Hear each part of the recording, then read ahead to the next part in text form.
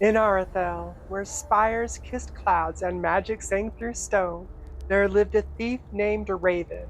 Not just any thief, the best. She moved like smoke through moonlight, like whispers through silence, like secrets through dreams. Her fingers knew the language of locks, the poetry of tumblers, the songs that bronze and iron sang when properly persuaded. She had stolen starlight from merchant vaults. She had lifted crown jewels from sleeping kings. She had walked through walls of spell ward and shadow trap and emerged untouched, unscathed, unknown. The city watch spoke her name in hushed tones, though none could say what face matched the legend. Was she young or old, tall or small, beautiful or plain? No one knew. Raven wore shadows like other women wore silk, and she had never been caught, never been seen, never failed. But tonight, tonight, she would attempt the impossible. Tonight, she would rob a wizard. The Tower of Chronus stood at the city's eastern edge. The streets were twisted, strange, and time flowed like water over stones, sometimes fast, sometimes slow, never quite straight. The tower rose from darkness, built of black stone that drank light rather than reflected it. A single window burned high above, circular and pale as a winter moon, the only break in that seamless surface. Within that tower lived Chronus the Time-Keeper, Chronus the Eternal, Chronus who had counted every hour since the world was young, who measured out the days like a miser counting gold, who held the threads of past and future in his ancient hands. Most thieves gave wizards wide berth. Magic made mockery of careful plans, but Raven was not most thieves. And she had heard whispers, rumors like autumn leaves drifting through the thieves' market, tells of a treasure beyond measure, kept in Cronus's highest chamber, an hourglass, they said, not of common glass and sand, but something older, something precious, something that held not gold, but time itself. Tomorrow, captured in crystal and starlight, worth a kingdom's ransom, worth a lifetime's glory, worth the risk. For 3 weeks, Raven watched. She learned the wizard's rhythms like a musician learns a song. Every evening, as the sun kissed the horizon and painted the sky in shades of amber and rose, Cronus emerged. The tower's door would appear, sudden as memory, solid as stone, and the wizard would step forth. He was tall, thin as winter branches, draped in robes of midnight black, embroidered with silver threads that formed constellations she did not recognize. His face held no age, neither young nor old, neither kind nor cruel, but his eyes, oh, his eyes were wrong. They held too much. Every moment he had witnessed, every second he had counted, every heartbeat of every hour since time began, all of it swimming in those fathomless gray eyes. Each evening he walked to the Plaza of Echoes. Each evening he stood before the great sundial. Each evening he performed some ritual, his hands moving in patterns, lips forming words that bent the air around them. And each evening he was gone exactly 1 hour. 1 hour. Perfect. Tonight, the sun began its descent. Orange light that spilled across rooftops like honey, like wine, like liquid gold.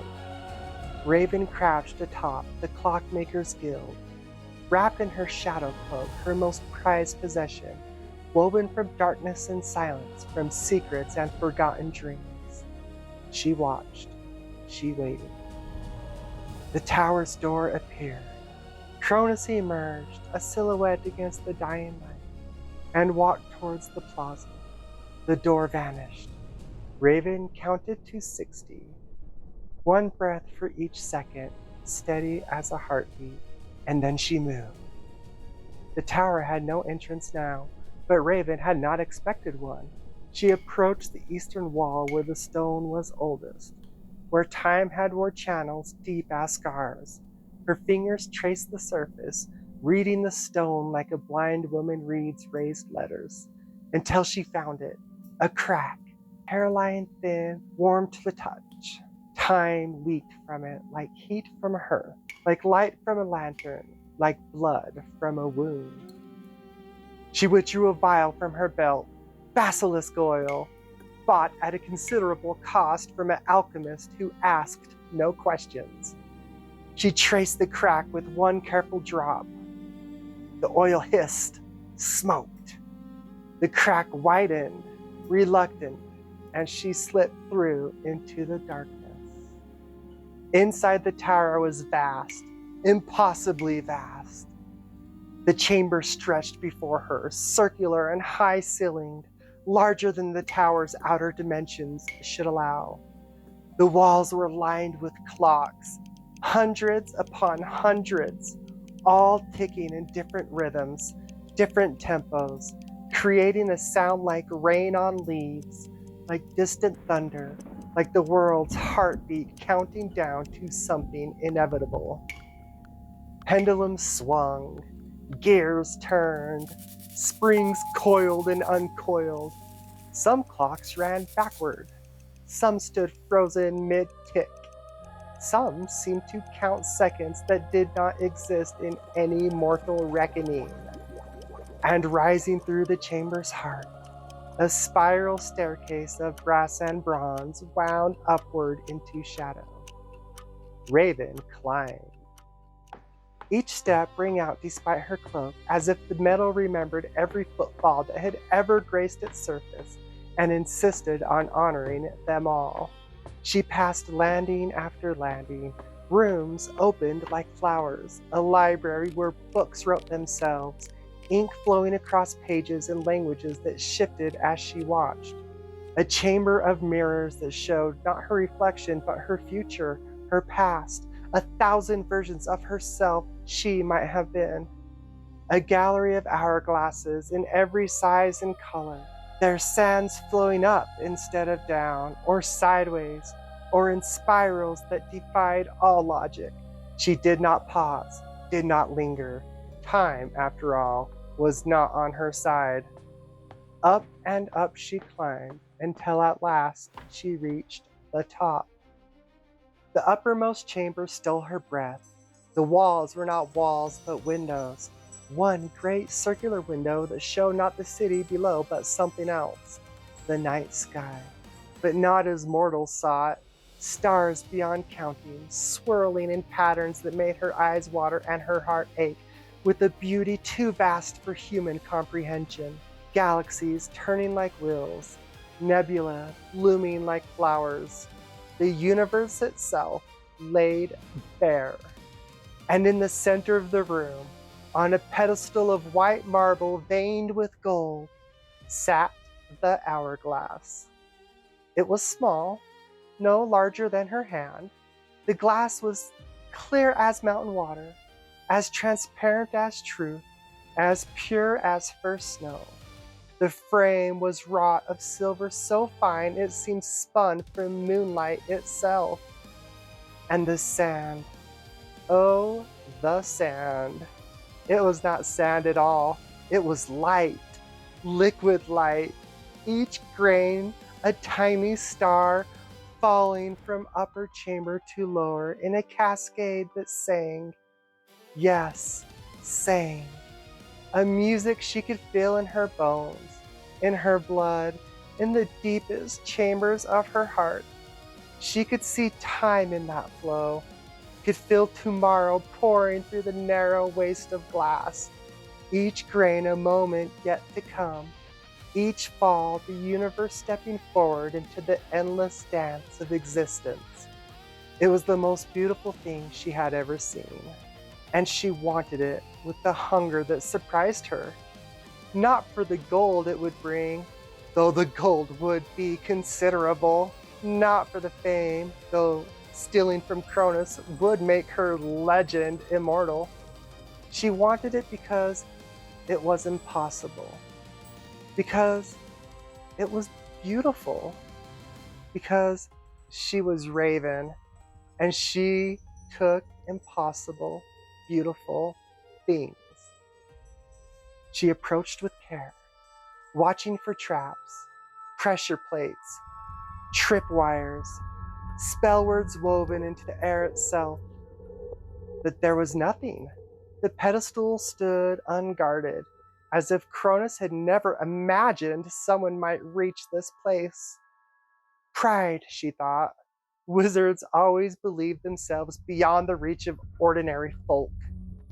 She reached out, her fingers closed around the hourglass. Warm, alive, humming with power that made her bones vibrate like struck bells. She lifted it from the pedestal. Nothing happened. No alarms, no spell traps, no guardian erupting from the floor in fury and flame. Raven allowed herself a smile. She tucked the hourglass into her leather scalpel, cushioned with velvet, and turned towards the stairs. The window shattered. Not the glass remained whole, but the image shattered. The beautiful cosmos broke apart like a dropped mirror, and through the cracks poured something else. Darkness. Writhing, living darkness. And within it, shapes. Terrible shapes. Things with too many limbs and eyes that gleamed like polished stone. Things that made sounds like clocks winding down, like gears grinding to a halt, like the dying gasp of time itself. Time wraiths. Cronus had not left the hourglass unguarded after all. He had simply set a trap that sprung on removal, not approach. Clever bastard. Raven ran down the spiral stairs, 3 steps at a time, her cloak billowing behind her like wings, like smoke, like the shadow of some great dark bird. The wraiths followed, flowing, writhing, their ticking growing louder, more desperate, more hungry. She burst through the chambers that now felt hostile. The library's books snapped at her with pages sharp as knives. The mirrors cracked, spilling reflections that reached for her with glass-shard fingers. The hourglasses exploded one by one, their impossible sand scattering like stars dying. One wraith got close. Its hand, if that elongated, jointed thing could be called a hand, brushed her shoulder. Cold, such cold. And in that instant of contact, she felt something being ripped away. Small memories, precious memories. The taste of her mother's bread, the sound of rain on a summer afternoon, the smell of autumn leaves burning. Moments stolen, devoured, unmade. She twisted free, gasping, and drew a knife, hurled it at the wraith's center. The blade passed through like smoke through air. Of course, they were not flesh. They were time's guardians, and you cannot kill time with steel. She hit the ground floor at a dead run, dove through the crack in the wall, and rolled into the street beyond. Behind her, the wraiths crashed against the tower's outer wall and recoiled, shrieking their mechanical shrieks, unable or unwilling to leave their master's domain. Raven lay there a moment, breathing hard, heart hammering. Then she ran again, disappearing into Aurathel's maze of shadows and secrets, making for her safe house. She did not notice in her haste that the hourglass had cracked, just a hairline fracture, small as a whisper, and through it, grain by precious grain, tomorrow was beginning to leak away. Raven reached her sanctuary as midnight approached, a narrow building squeezed between a bakery and a seamstress's shop, its entrance hidden behind a false wall that only she could find. Inside, she lit candles with shaking hands and set the hourglass on her table. Even in candlelight, it glowed. Even stolen, it was beautiful.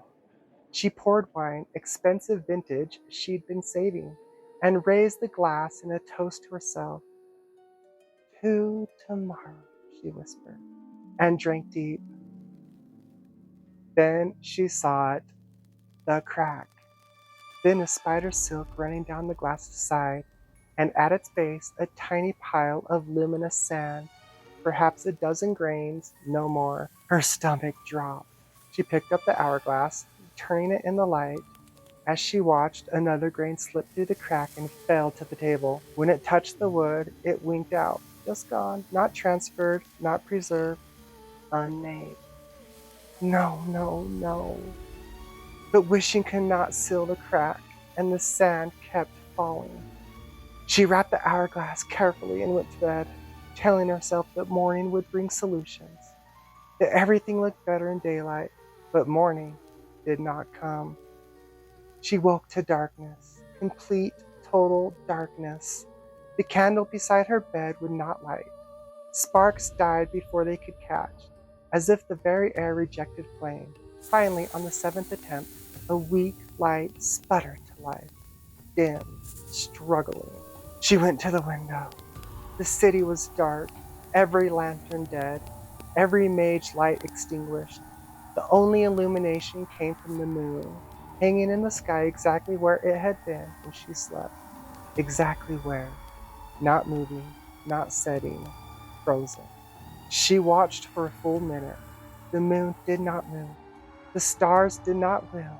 Time itself had stopped, and Raven knew, with the terrible certainty of someone who has broken something irreplaceable, that she had stolen more than treasure. She had stolen tomorrow, and now tomorrow was leaking away into nothing. The streets were chaos, people screaming, weeping, pointing at the frozen moon. The watch trying to maintain order, but looking as frightened as everyone else. Torches burned fitfully, as if even fire was uncertain in this strange, stopped world. Raven moved through the panic, heading for the Plaza of Echoes. The journey took forever, or no time at all. One step carried her 50 paces, another step took an eternity to complete. Time was breaking down, unraveling like old cloth, and she could feel it happening. When she reached the plaza, Chronus was already there, standing before his sundial waiting. "Thief," he said softly, not angry, worse than angry, disappointed. "I wondered if you would come, or if you would hide while the world ended." Raven hands went for her knife, useless gestures, but old habits die hard. The hourglass cracked. I didn't mean. "Intentions," Cronus interrupted, "are irrelevant. You stole the hourglass of hours. You broke the vessel that holds tomorrow. Every grain of sand within it is a moment yet to come. While intact, tomorrow flows into today into yesterday, and time moves forward as it must. But now," he gestured at the frozen sky, "now tomorrow bleeds away. And when the final grain falls, there will be no more. Just this moment, eternal and unchanging forever." "How long?" Her voice was barely a whisper. 3 days, perhaps less. Hard to say when days themselves are ending. "Then fix it. You're a wizard. You made it. Fix it." Cronus shook his head. "I did not make it, child. The hourglass is older than kingdoms, older than language. It was given to me by the first wizards, who received it from beings whose names are lost to time itself. I am merely its keeper, its guardian. But repair?" He smiled sadly. "That's beyond even me." Raven felt the world tilting beneath her feet. "Then everyone else dies. Everyone else ends because of me?" "Yes." She stood there, drowning in the single word until another thought surfaced. "There must be a way." "Perhaps," Cronus said slowly. "There is a place, the Underclock. It exists between reality, beneath time itself, the machinery of existence. If the hourglass can be repaired, it would be there. But the Underclock is not meant for living things. Time does not flow there. You may enter and leave in seconds or centuries. You may age to dust in a heartbeat, or not age at all. The paths are treacherous, the dangers innumerable. And if you reach the repair chamber, the Underclock will demand payment. What payment? Time, Chronus said simply.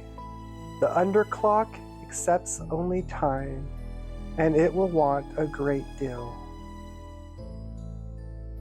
Chronus raised one hand. His fingers moved in patterns that hurt to watch, tracing symbols in the air that burned with cold fire. The air itself split open, a tear in reality, and beyond it something impossible. Gears. Gears the size of mountains, chains of gold and silver descending into infinite darkness, pendulums swinging at arcs that took minutes to complete, and everywhere, glowing blue lines pulsing like veins, like rivers, like the threads that held the universe together. Through here, Chronus said. Descend, find the central chamber, present the hourglass. The Underclock will respond. Raven stared at the opening. Every instinct screamed at her to run, to hide, to let someone else clean up this mess. But there was no one else. She had stolen tomorrow. Now she would have to steal it back. If I die in there, then you will never have existed, Chronus said quietly, and no one will remember you were ever born. Raven nodded once, adjusted her cloak, clenched her knife. Useless, probably, but familiar and comforting. Then she stepped through the tear and descended into the place where time was made. The ticking was the first thing, not gentle, not quiet, fast. The heartbeat of existence itself, thundering through her bones, her blood, her soul. A million gears turning in perfect synchronization, creating a rhythm that was less sound than presence. She stood on a platform of dark metal, suspended in infinite space. Above, below, beside. Machinery stretched endlessly, gears rotating slowly, majestically. Springs coiling and uncoiling. Chains ascending and descending. And threaded through it all, those glowing blue lines, pulsing with the rhythm of creation itself. Behind her, the tear sealed with the sound like a door closing in an empty house. No return. Ahead, a corridor formed by the machinery, gears parting just enough to allow passage. There was only one direction. Down. She walked. Time felt strange here. Wrong. She tried counting steps but kept losing track. Tried humming a song, but the melody kept changing in her memory. The corridor descended through chambers of impossible complexity, clocks within clocks, mechanisms so delicate that watching them made her eyes water. Occasionally, through gaps in the machinery, she glimpsed figures tending the gears, tall, thin, with too many joints in their arms and legs, the clockwork keepers. She did not call out. Some instinct told her their intention would not be kind. Eventually, the corridor opened into a chamber, circular, perhaps 50 feet across. The walls were rotating gears, each one showing a different frozen moment. Her own safe house, the plaza of echoes, a child caught mid-laugh, a bird suspended between wing beats. And in the center stood a figure, not a human, composed entirely of bronze and silver and brass, arms that moved with mechanical precision, a torso of visible gears, and for a face, a clock, beautiful, ornate, with 3 hands moving in different directions at different speeds. When it spoke, the voice came from everywhere and nowhere. Thief who stole tomorrow, you have come to repair what you broke. Raven withdrew the hourglass. The crack had widened significantly, perhaps half the sand remained. I need it fixed, she said, surprised her voice was steady. Show me. A platform rose between them. She placed the hourglass upon it carefully. The figure leaned forward, clock face clicking as it examined the damage. Repairable. Difficult. The glass is ancient. The sands irreplaceable. What has leaked cannot be recovered, but the rest can be saved. Then save it, please.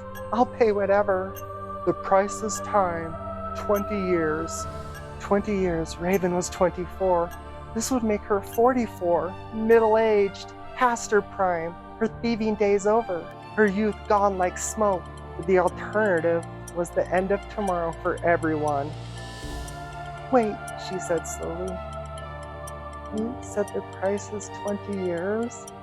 You didn't say whose 20 years. The clock face tilted, the hand spun. Clever, yes. The time need not be yours. Bring us 20 years from any source. The Underclock does not discriminate.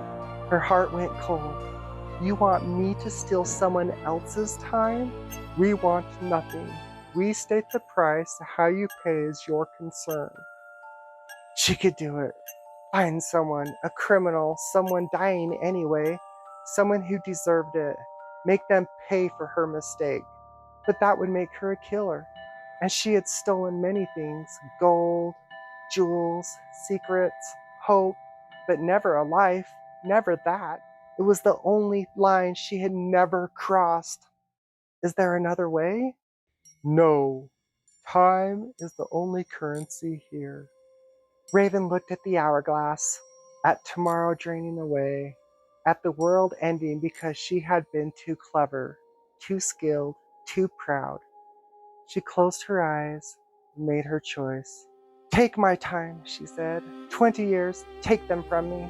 You are certain? This cannot be reversed. I'm certain. So be it.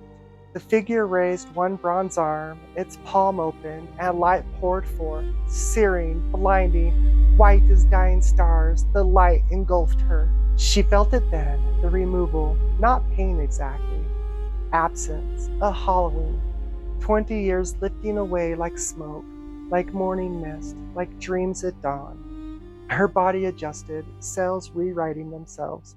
Her hair grew brittle at the ends. Fine lines appeared in her eyes, her mouth. Her joints acquired aches that had not been there before. 20 years gone. And in exchange, the figure turned to the hourglass. Machinery responded, chains lowering delicate tools, lights of impossible colors playing across the crack. She watched the glass knit itself together, molecule by molecule, until no trace of damage remained. Complete, the hourglass is whole. Raven stepped forward and took it, perfect, warm. The sand flowing smoothly once more. Thank you, he whispered. No thanks are needed. Payment was rendered. Go now. Return it to its place. Tomorrow will resume. A new corridor appeared, sloping upward, the way home. She turned to leave, then paused. Why does tomorrow need an hourglass? Can't time just happen? The clock face regarded her. Time happens, yes, but direction requires intention. The hourglass provided structure. It is not time itself, it is time's promise, and promises must be kept. She nodded slowly. I understand. Do you? You stole a promise, broke it, paid dearly to restore it. Perhaps now you understand that some things are not meant to be taken. Raven had no answer. She walked toward the corridor, the repaired hourglass cradled like a child in her arms. Behind her, the underclock ticked on, measuring the moments that would become the days that would become forever. The ascent was swift, or perhaps time simply worked differently going up. She emerged in the plaza of echoes. The terror sealed behind her. Chronus stood waiting, and when his eyes met hers, she saw recognition. She saw him notice the changes, the lines, the brittle hair, the weight in her movements. You paid with your own time. Yes. Foolish, but his voice was almost gentle. Maybe. She held out the hourglass. It's fixed. Make tomorrow start again. He took it reverently, cradling it in both his hands. Come, you should witness this. She walked to his tower, climbed the spiral stairs, reached the uppermost chamber where the pedestal stood empty, waiting. Chronus held the hourglass up to the starlight one final time, then placed it back where it belonged. For a heartbeat, nothing. Then everything. The hourglass began to glow. soft at first, then brighter, until the light was almost unbearable. It spread outward like water, like music, like joy. It washed over Raven, warm as summer sun, gentle as rain, and time remembered how to move. She heard it, the city waking, a million clocks starting, bells ringing, hearts beating, the great clockwork of existence resuming its eternal dance. They stood at the window together and watched the eastern horizon lighten, gray, pearl, rose, gold. The sun rose, slowly, majestically, inevitably. Dawn came, beautiful, ordinary, impossible dawn. Below, people emerged into streets, weeping and laughing and embracing. They did not know how close they had come to eternal darkness, but they knew somehow that they had been given a gift. Tomorrow. What will you do now? Cronus asked. Live, Raven said simply. I have less time now, so I should use it better. Why? Will you increase the protections? Make sure no one else steals it again? No, I will do something simpler. I will tell the truth. Let people know what the hourglass is, what it does. Fear is a better guardian than magic. Raven descended from the tower for the last time and walked through the streets alive with celebration. Her shadow cloak was gone, lost or taken as payment, but she did not mind. It felt right to be visible, to be part of the world instead of separate from it. She returned to her safe house and counted her wealth. Years of stolen gold. She divided it into portions, the largest for the city's orphanage, another for the watch's widows, a third for the burned library that had never been rebuilt. She kept only enough to live honestly. It felt like freedom. Raven never stole again. She opened a shop, small, unassuming, specializing in locks and security. Who better to protect than someone who had spent years learning to break in? The irony was not lost on her. Years passed, her hair turned silver, her hands grew weathered but steady. She trained apprentices, teaching them not just the craft, but consequence. How to measure the cost of actions, how one choice can break or remake the world. When Raven died at 87, which should have been 67, she died peacefully in sunlight, with her work complete and her debts paid. And in the Tower of Chronus, the Hourglass of Hours continued to work, measuring tomorrows for a world that would never know how close they came to running out of it. All because a thief chose, in the end, not to take, but to give, to save tomorrow at the cost of her yesterdays. The sand falls, it always falls. Each grain a choice, each moment a gift.